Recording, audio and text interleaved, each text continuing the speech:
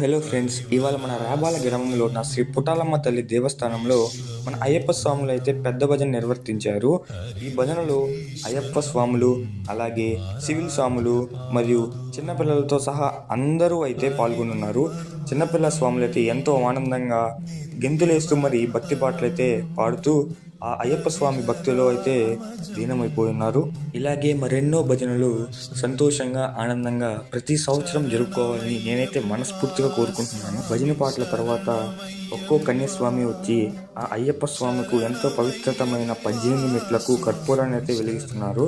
కర్పూరం వెలిగించిన తర్వాత అయ్యప్ప స్వాములు అందరూ ఆ అయ్యప్ప స్వామి శరణాలు చెప్పుకుంటూ అయ్యప్ప స్వామిని అయితే తలుచుకుంటూ ఉన్నారు. గురుస్వామి ఇప్పుడు అయ్యప్ప స్వామికి అయితే హారతి అయితే ఇస్తున్నాడు.